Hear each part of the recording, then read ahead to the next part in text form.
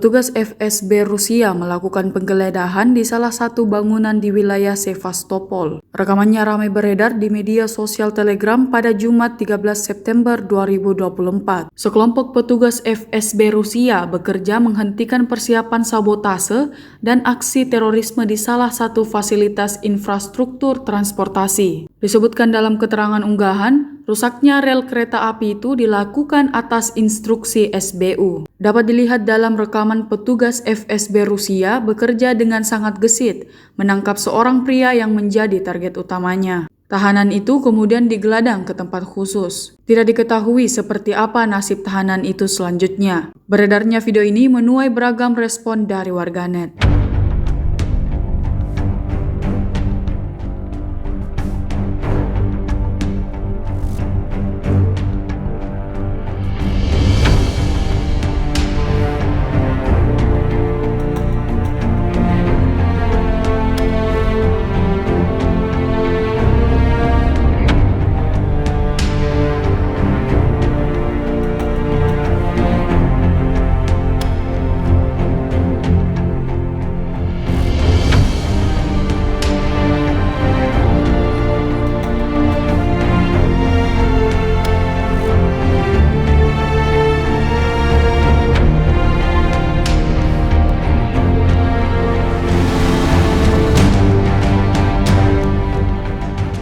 Download Tribun X sekarang, menghadirkan lokal menjadi Indonesia.